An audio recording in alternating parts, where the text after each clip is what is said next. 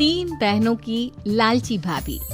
करिश्मा, रेशमा और मनीषा तीन बहनें हैं। उनका एक भाई भी है, मयंक। मयंक अपनी बहनों को बहुत प्यार करता है, लेकिन मयंक की पत्नी सविता इस मामले में मयंक से बिल्कुल ही अलग है। वो अपनी ननदों का जितना बुरा कर सकती है उतना बुरा करती ही रहती है और अपनी ननदों पर हुक्म भी चलाती है। करिश्मा, करिश्मा, तुमने अभी तक नाश्ता नहीं बनाया? तुम्हारे भैया को ऑफिस जाने में देर हो रही है। हाँ भाभी, बस अभी बनाती हूँ। करिश्मा, तुम ये ढीलापन छोड़ दो। कल को पराये घर जाना है। वहाँ अगर तुम इस तरह से काम करोगी तो लोग क्या कहेंगे कि माँ ने और भाभी ने कुछ सिखाया नहीं। और तुम्हारी दोनों बहनें कहाँ है? रेशमा मार्केट गई है और मनीषा सो रही है। क्या? सुबह के 8 बज रहे हैं और ये महारानी अभी भी सो रही है? ये कहते हुए सविता अपनी सास दुर्गा देवी के पास जाती है। माँ जी, देख रही हो अपनी बेटियों के तौर तरीके? क्या हुआ बहू, सुबह सुबह क्या कर दिया मेरी बेटियों ने? अरे एक तो अभी अभी उठकर किचन में गई है, दूसरी सुबह सुबह बाहर चली गई और तीसरी अभी तक सो रही है। क्या करूं मैं इन तीनों का, मैं तो परेशान हो गई हूँ। जा जाकर उठा उसे और रेशमा से मैं बात करती हूँ। सविता सीधा मनीषा के कमरे में जाती है और उससे कहती है, महारानी जल्दी उठो, सूरज सर पर आ गया है। भाभी थोड़ी देर और सोने दो ना, मैं रात को लेट सोई थी। वो क्या ना, यूनिट टेस्ट चल रहे हैं। शराफत से उठती है या नहीं, या फिर पानी की भरी बाल्टी डालूं तेरे ऊपर? नहीं भाभी, मुझे बिस्तर में नहीं नहाना, उठती हूँ मैं। मनीषा जल्दी से उठकर बाथरूम में चली जाती है। सभी आराम से बैठकर नाश्ता कर रहे होते कि तभी रेशमा बाजार से हाथ में सामान लिए आ जाती है। रेशमा को देखते ही सविता उस पर बरस पड़ती है। लो, आ गई महारानी। ऐसा भी क्या सामान लाना था जो सुबह आंख मलते ही बाजार की तरफ रवाना हो गई? भाभी, कल आप ही तो चीख रही थी कि घर का सारा सामान मुझे ही लाना पड़ता है, घर में किसी को भी किसी काम से कोई लेना देना नहीं है। अब मैं बाजार जाकर सामान ले आई तो आपको इस बात से भी तकलीफ हो रही है? देख रही हो माँ जी, अपनी बेटी की जुबान कैंची से भी तेज चलती है। और मयंक, आप तो कुछ कहेंगे नहीं अपनी लाडली बहन को। रेशमा, अपनी भाभी से ऐसे बात नहीं करते। चलो माफी मांगो। भैया, मैं क्यों माफी मांगू? आप भाभी से बोलिए ना कि हम पर कम हुक्म चलाया करे। हम इस घर की बेटियां हैं और आपकी पत्नी की ननद है, नौकरानी नहीं। लो कर लो बात। इनकी भलाई के लिए कुछ भी बोलो तो इन्हें बुरा लग जाता है। इस घर में यही इज्जत है मेरी। देख लो माँ जी, आपकी बेटी किस लहजे में मुझसे बात कर रही है। सविता वहाँ से चली जाती है। मयंक को बहुत गुस्सा आता है, वो भी वहाँ से चला जाता है। फिर करिश्मा रेशमा को समझाती है। रेशमा, तुम्हें भाभी से माफी मांग लेनी चाहिए थी ना। लेकिन दीदी, मैंने कुछ किया ही नहीं तो मैं माफी क्यों मांगू? हाँ करिश्मा दीदी, रेशमा दीदी जैसे ही घर में आई भाभी ही उन पर चिल्ला रही थी। हाँ, मैं मानती हूँ कि गलती भाभी की थी। मैं तो इसलिए बोल रही हूँ कि भाभी ने माँ को तो पूरी तरह अपने वश में कर लिया है। वो हमारी बात सुनती ही नहीं। मयंक भैया हमारे लिए हमेशा खड़े रहते हैं, इसलिए उनकी बात का मान तो तुम्हें रखना चाहिए था ना।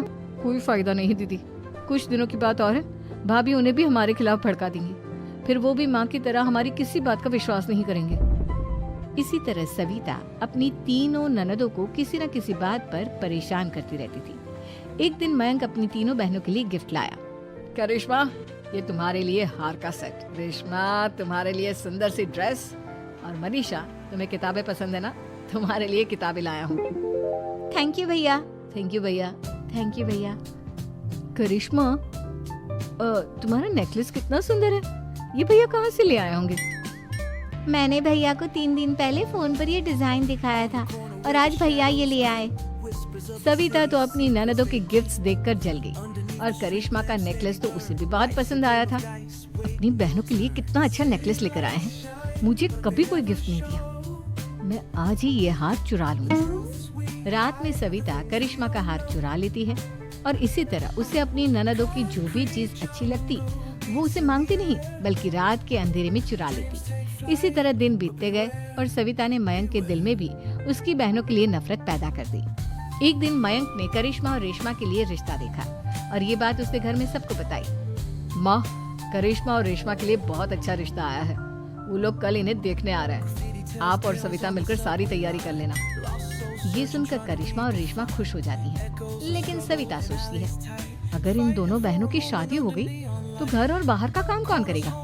मनीषा तो एक नंबर की कामचोर है, उससे तो किसी बात की उम्मीद लगाना ही बेकार है। मुझे इस शादी को रोकना होगा। अगले दिन सभी लड़के वालों के स्वागत की तैयारी करने में लगे होते हैं। तभी मयंक अपनी बहनों से आकर कहता है, तैयार हो गई तुम दोनों? देखो दोनों लड़के बहुत अच्छे हैं, मैं कोई कसर नहीं छोड़ना चाहता, इसलिए तुम उनके सामने अच्छे से बिहेव करना और अपनी भाभी से लड़ने मत लग जाना। करिश्मा, तुम वो नेकलेस पहन लो ना जो मैं तुम्हारे लिए लाया था। भैया मैं बहुत देर से वो नेकलेस ढूंढ रही हूँ, लेकिन मुझे मिल ही नहीं रहा। क्या तुमने नेकलेस खो दिया? तुम्हें पता भी है वो कितना महंगा था? तुम कोई काम ढंग से नहीं कर सकती। मयंक गुस्से में वहाँ से चला जाता है। थोड़ी देर बाद लड़के वाले भी आ जाते हैं। वो दोनों बहनों को पसंद कर लेते हैं और रिश्ता पक्का हो जाता है। लेकिन सविता के दिमाग में तो कुछ और ही खिचड़ी पक रही थी। वो पंडित जी के पास करिश्मा की कुंडली लेकर जाती है और उन्हें पैसे देकर करिश्मा की कुंडली बदलवा देती है। जब लड़के वालों के पास करिश्मा की कुंडली जाती है तो वो दुर्गा को फोन करते हैं। बहन जी, हमने करिश्मा की कुंडली अपने पंडित जी को दिखाई थी। आपकी बेटी की कुंडली नहीं बल्कि दोषों का पिटारा है। देखिए, मैं और मेरे पति इन सब बातों में बहुत विश्वास करते हैं, इसलिए हम आपकी बेटी से अपने बेटे की शादी नहीं करा सकते। इस तरह करिश्मा का रिश्ता टूट जाता है और सभी घर वालों को बहुत दुख होता है। अब कविता सोचती है, चलो करिश्मा का तो रिश्ता टूट गया, अब रेशमा का भी रिश्ता तोड़ना है। क्या करूं? अब सविता आवाज बदलकर किसी अननोन नंबर से रेशमा के होने वाले ससुराल में फोन करती है। हेलो, मैं कौन हूँ कौन नहीं ये आपके लिए जानना जरूरी नहीं। बस इतना सुन लो कि रेशमा का 2 साल से किसी के साथ अफेयर चल रहा है। बस रेशमा का रिश्ता तोड़वाने के लिए सविता का इतना कहना काफी था। अब रेशमा का भी रिश्ता टूट गया। मयंक और दुर्गा देवी ने रेशमा को खूब खरी खोटी सुनाई और उससे बार बार उस लड़के के बारे में पूछने लगी। आप दोनों मुझे क्यों परेशान कर रहे हो? अरे कोई लड़का होगा मेरी लाइफ में तो मैं बताऊंगी ना, जब कोई है ही नहीं तो कहाँ से लाऊं मैं कोई लड़का? तो तेरे होने वाले ससुराल वालों को फोन किसने किया था? माँ मैं नहीं जानती किसने फोन किया था, मैं सच कह रही हूँ। मैं तो पहले ही कह रही थी इसकी लगाम खींच कर रखो, लेकिन मेरी सुनता ही कौन है। आप चुप रहिए भाभी, ये सब आपका ही किया धरा है। अब तीनों बहनों को विश्वास हो जाता है कि ये सब उनकी भाभी ही कर रही है। तीनों बहनें अपनी भाभी को सबक सिखाने के लिए एक वकील कर लेती है और घर में हिस्सा मांगना। देखो भैया, माँ बाप की जायदाद में जितना बेटों का हक होता है उतना ही बेटियों का, इसलिए इस घर के 4 हिस्से होंगे और हमें अपना हिस्सा चाहिए। मैंने तुम्हारे लिए क्या क्या नहीं किया और तुम इस घर में हिस्सा मांग रही हो? भैया, आप और माँ हम बहनों की कोई बात नहीं सुनते हो और भाभी हमारी शादी नहीं होने देगी क्योंकि उन्हें लगता है कि आप हमारी शादी में ज्यादा पैसा लगाओगे और उन्हें हम जैसी फ्री की नौकरानी कहाँ मिलेगी। तो हम भाभी के साथ तो रह नहीं सकते, हम बहनों को अपना हिस्सा चाहिए। अरे तुम्हें शर्म आनी चाहिए अपने भाभी पर ऐसा इल्जाम लगाते हुए। वो तुम्हारे बारे में कितना सोचती है। हाँ माँ, भाभी हमारे बारे में बहुत सोचती है। दिन रात बस यही सोचती रहती है कि किस तरह से अपनी तीनों ननदों को परेशान करूं और कभी मुझे पढ़ने भी नहीं देती। दोनों बहनों का रिश्ता भी तो इन्होंने ही तोड़वाया है और रात में हमारे कमरे में आकर हमारी चीजें भी चुराती हैं। इसी तरह सविता की तीनों ननदें अपनी बात पर अड़ी रही। अब कोर्ट में तारीख भी शुरू हो गई। जब सविता को लगा कि उसकी तीनों ननद इतनी आसानी से नहीं मानने वाली, तो उसने अपने पति और सास को सारी सच्चाई बता दी और अपनी तीनों ननद से माफी मांगी। मयंक और दुर्गा को भी अपनी गलती का एहसास हो गया।